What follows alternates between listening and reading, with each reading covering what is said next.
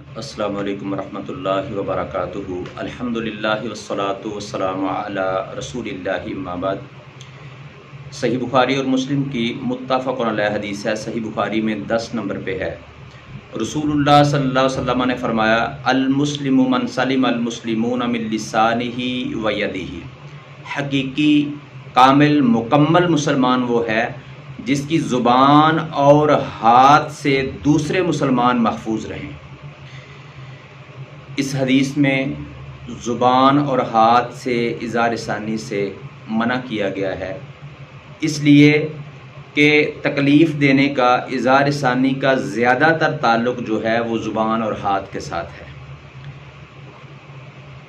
اس کا مطلب ہرگز یہ نہیں ہے کہ ان دونوں اعضاء سے تکلیف نہیں دینی ہے، دوسرے اعضاء سے یعنی پاؤں سے کسی کو تکلیف دی جا سکتی ہے، یہ مطلب نہیں ہے۔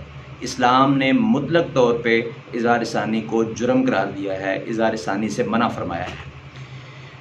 اور پھر اس حدیث میں زبان کو ہاتھ پر مقدم اس لیے کیا گیا کہ تکلیف دینے کا زیادہ تعلق جو ہے وہ زبان کے ساتھ ہوتا ہے، کہ ایک تو زبان کے ساتھ تکلیف دینے میں کوئی بہت بڑی محنت نہیں کرنی پڑتی، زبان کو حرکت دی جاتی ہے، حرکت دینی ہوتی ہے اور تکلیف پہنچ جاتی ہے۔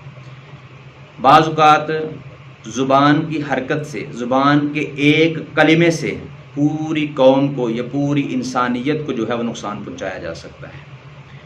اور جھگڑے وغیرہ میں، لڑائی میں زبان پہلے استعمال ہوتی ہے، زبان کے ساتھ سب و شتم، گالم گلوچ جو ہے وہ اس کے بعد ہاتھ کا استعمال ہوتا ہے، تو اس لیے بھی، اس اعتبار سے بھی جو ہے وہ زبان کو مقدم کیا گیا۔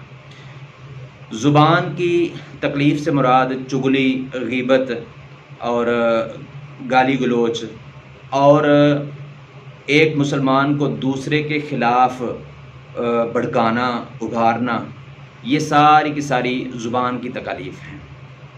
کسی کے سامنے ہیں تو اس کی تعریفیں کرنا اور اس کی پیٹھ پیچھے اس کی غیبت کرنا، اس کی چغلی کرنا، لوگوں کو اس کے خلاف ابھارنا، یہ زبان کی تکلیف ہے۔ اور ہاتھ کی تکلیف کسی کو مارنا، پیٹنا، ڈاکہ ڈالنا، چوری کرنا، کسی کا مال ہتھیانا، یہ ساری جو ہیں وہ ہاتھ کی تکالیف ہیں۔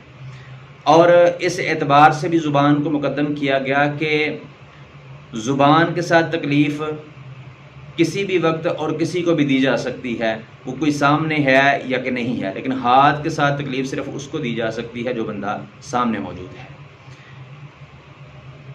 اور المسلمون کی شرط لگانے کا مطلب یہ ہرگز نہیں ہے کہ مسلمانوں کو تکلیف نہیں دینی، دوسروں کو دی جا سکتی ہے، کافروں کو دی جا سکتی ہے، بلکہ ایک حدیث میں ہے کہ حقیقی کامل مکمل مسلمان وہ ہے جس سے سارے لوگ جو ہیں وہ محفوظ ہوں۔ تو سارے لوگ محفوظ ہوں، مسلمان ہوں یا دوسرے کافر ہوں، وہ بھی اس سے اظہار ثانی سے محفوظ ہوں، تو پھر یہ کامل مکمل مسلمان ہے۔ تو اس طرح اس سے اگلی حدیث میں پوچھا گیا، رسول اللہ صلی اللہ علیہ وسلم سے سوال کیا گیا کہ ای الاسلام خیر، ای الاسلام افضل، کون سا اسلام جو ہے وہ افضل ہے، بہتر ہے؟ تو نبی صلی اللہ علیہ وسلم نے جواب میں فرمایا، المسلم من سلم المسلمون من لسانہ و یدہ۔ یعنی پوچھنے والے کا مطلب کہ اسلام کون سا افضل ہے، اسلام تو ہے ہی افضل، سارے کا سارا افضل ہے۔ پوچھنے والے کا مقصد یہ تھا، ایو صاحب الاسلام افضل، کون سا مسلمان، اسلام والا جو ہے وہ افضل ہے؟ تو اس لیے رسول اللہ صلی اللہ علیہ وسلم نے یہ جواب دیا کہ وہ مسلمان جس کے ہاتھ اور زبان سے دوسرے مسلمان جو ہے وہ محفوظ رہیں۔